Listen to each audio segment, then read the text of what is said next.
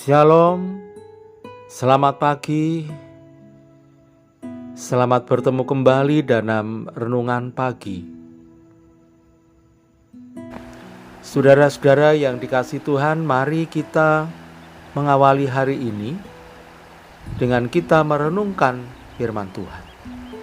Namun sebelumnya mari kita berdoa. Allah Bapa Surgawi, kami bersyukur karena pagi hari ini Tuhan telah memberkati kami sehingga kami dapat beristirahat hingga sampai pagi ini kami dapat bangun kembali dalam keadaan damai sejahtera. Firman-Mu yang akan mengawali dan mendasari dalam setiap tugas dan pekerjaan kami. Amin. Bacaan firman Tuhan pagi hari ini dari kitab Kejadian 11 ayat 1 sampai 9. Dan nat yang kita baca adalah pada ayat yang keempat. Yang demikian firman Tuhan. Juga kata mereka, marilah kita dirikan bagi kita sebuah kota dengan sebuah menara yang puncaknya sampai ke langit. Dan marilah kita cari nama, supaya kita jangan terserak ke seluruh bumi. Tema renungan kita hari ini adalah jangan membanggakan diri. Saudara yang dikasihi oleh Tuhan, apa yang bisa kita banggakan dalam hidup kita hari ini? Tentunya kita bersyukur ketika hidup kita ini ada yang dibanggakan. Dan kebanggaan itu kita harus akui adalah karunia Tuhan. Misalnya kekayaan kita, kecerdasan kita, ide-ide yang baik, jabatan yang tinggi, atau keberhasilan hidup, dan lain sebagainya. Di zaman ini sayangnya, kebanggaan hidup itu seringkali tidak untuk kemuliaan Tuhan, tetapi untuk kesombongan dan kebanggaan diri sendiri. Saudara-saudara yang dikasihi oleh Tuhan, dalam bacaan kita hari ini menceritakan tentang seorang Nimrod, cicit dari Nabi Nuh, yang memerintahkan pembangunan menara Babel. Kita mengakui bahwa Nimrod seorang penguasa, memiliki kecerdasan, kemampuan, dan ide-ide yang luar biasa, dan itu perlu dibanggakan.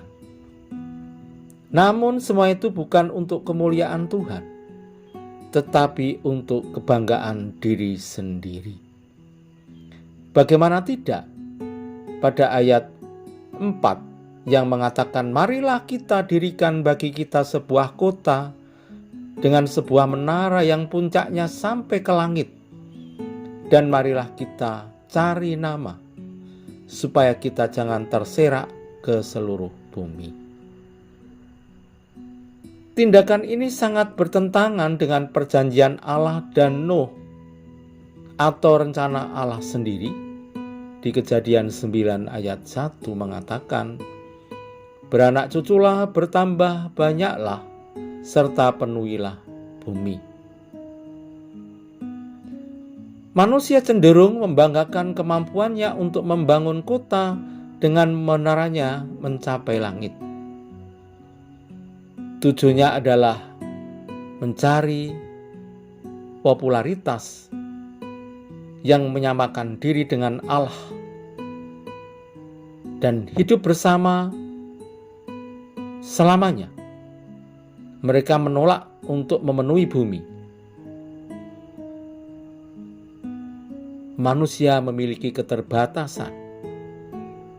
Rencana kesombongan di hadapan Tuhan akan membawa kehancuran. Tuhan mengacau balaukan bahasa mereka, sehingga mereka tidak mengerti lagi bahasa mereka.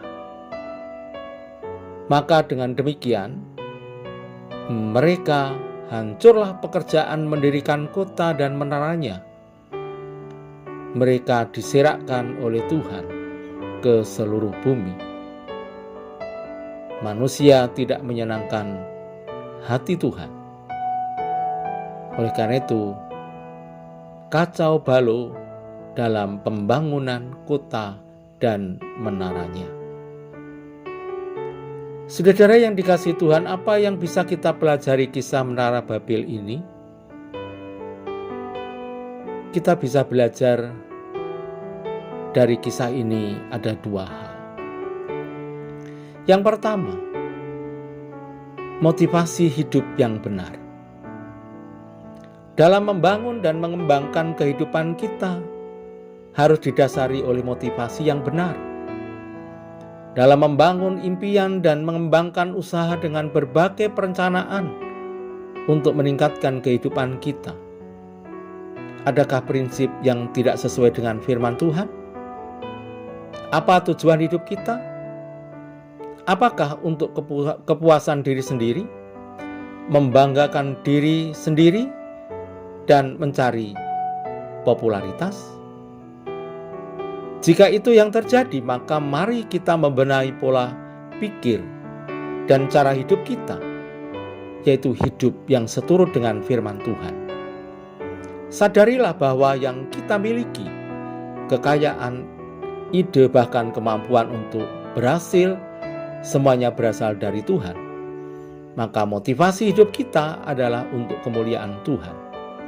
Jangan ada ruang untuk membanggakan diri sendiri. Yang kedua, ketaatan pada kebenaran Allah. Betapa besar dan baik semua rencana-rencana atau program yang kita buat, dan pencapaiannya luar biasa. Tidak menjamin menyenangkan hati Tuhan. Segala sesuatu yang tidak dilandasi ketaatan pada kebenaran Tuhan pasti akan hancur. Saudara, melalui renungan pagi ini, mari kita mengisi hidup kita dengan motivasi yang benar dalam Tuhan, dan kita jalankan roda kehidupan ini dengan ketaatan pada kebenaran Kristus. Selamat bekerja dan selamat beraktivitas. Tuhan Yesus memberkati kita. Amin.